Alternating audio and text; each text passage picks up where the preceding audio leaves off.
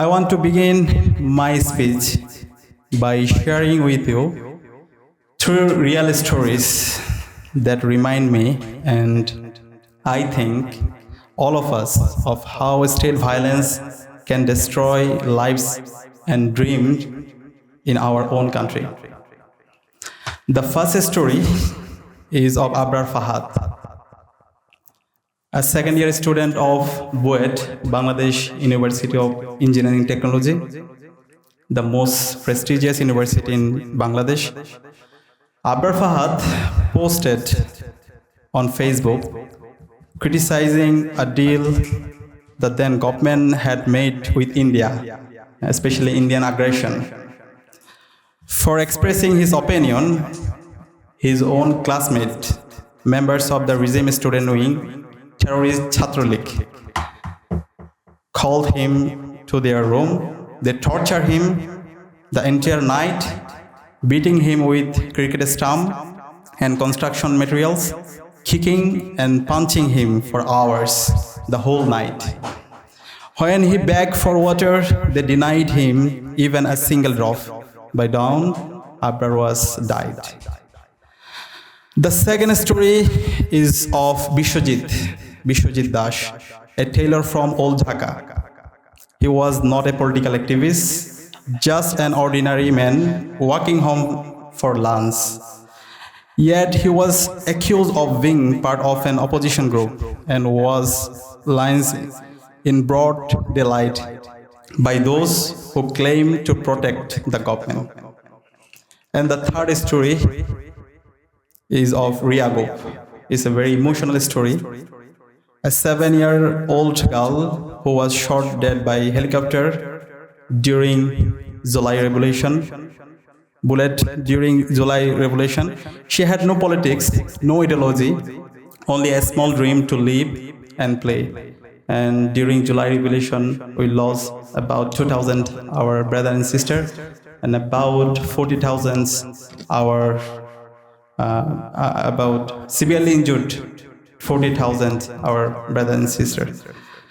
So these stories claimed the regime may have fallen, but the pain remains.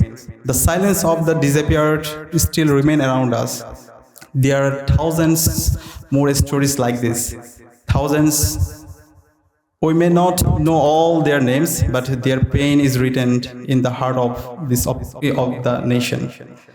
So today, as we stand together, we must ask ourselves, how can we heal as a nation if we never face the truth? There can be no healing without justice, and no justice without truth. That's why we are not asking for a Truth and Reconciliation Commission, because reconciliation often means forgive and move on. We are asking for a Truth and Healing Commission. Bangladesh needs a Truth and Healing Commission. Healing doesn't mean forgetting. Healing means remembering and transforming that memory into a strength. Dhaka University Central Student Union is ready to play its role in this process. We will stand beside the victim and their families. We will work to create a formal space where the oppressed and the survivors can speak freely, share their stories, and be heard with respect and empathy. Because a democratic future cannot be built on the silence of injustice. It must be built on truth, accountability, and healing. So, as we begin this conversation today, let it be a beginning of a new journey for Bangladesh, a journey from truth to healing, from pain to peace, and from fear to hope. Thank you so much for hearing. Thank you, our honorable guest. Assalamu alaikum and good afternoon, everyone. It gives me great pleasure to be here today to share with you some opening remarks before we move on to our key guests from South Africa. I chair a new foundation called the Jagaron Foundation. This foundation was established within 24 hours of the uprising that many of you, many of your friends, many of your colleagues were part of. And it gives me an immense source of pride and privilege to be in the seat, to be in the place and the vicinity of courage, of bravery, of sacrifice, of commitment, of loyalty to one's country and nation.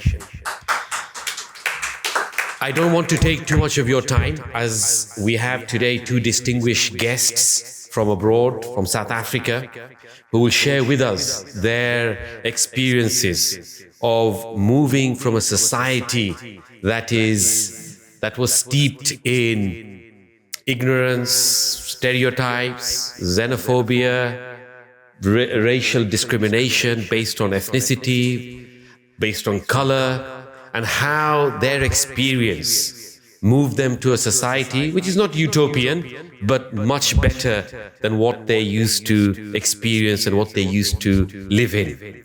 Bangladesh today is in a critical juncture. The task of removing tyranny, oppression, or regimes that do not look after the welfare of their citizens is a monumental task.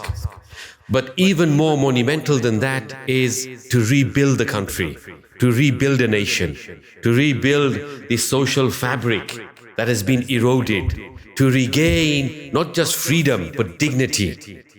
The July 24 movement, the July 36, as you all have very aptly framed it, is a movement for dignity, is a movement for others to respect one another as human beings, to prevent forms of discrimination. And this moving forward has to be built on two pillars. And these two pillars are one of justice, and the second is compassion. By justice, we speak about accountability. By compassion, we refer to healing. And we'll listen to stories from South Africa in their struggle on moving forward with these two pillars of justice and healing. Despite the challenges that we face, 1 year, 1.5 years is actually a very short time to rebuild, to rethink, to reimagine, to repostulate. One thing that we must not lose is hope. And I hear, I have been coming to Bangladesh for the last 12 months, probably once every month. And I sense a degree of pessimism as well, even among students. And, things are not going the right way, so many obstacles. Removing an authoritarian regime wasn't also easy. But it happened because there was imagination, there was hope, there was effort, there was sacrifice. The same ingredients are also needed to rebuild Bangladesh, of reimagining. What is our new country to look like? What does it mean to regain our dignity for all, regardless of race, gender, religion or the like? And that's the message that I'd like to leave you with, that no matter how difficult the path and the path to freedom, justice, as you see in the experience, the South African experience, especially under the leadership of Nelson Mandela, ultimately they did. Democracy is always a work in progress. There are no perfect democracies. When we inherit a broken democratic system, it is our role as Democrats to build that system, to enhance that system, to perfect that system where we see the gaps. And I'll end with two quotes actually. One from our Prophet Muhammad, peace and blessings of Allah be upon him. And this is all about hope. He once said to his companions that, if you have in your hand a sapling, like a seed, and you know that tomorrow the world is going to end, tomorrow, that's it, the last day, what do you do? He said, فَلْيَغْرِسْهَا. You know what? Plant it. Even though you know tomorrow is not to come. This is a message of hope. Many years later, the Italian philosopher Antonio Gramsci also echoed this when he said, what we must have, even if there is the pessimism of the intellect, when you look around, reality is difficult, challenging, you must have optimism of the will. May we all have that. Thank you, and it's an honor being here with you. Thank you.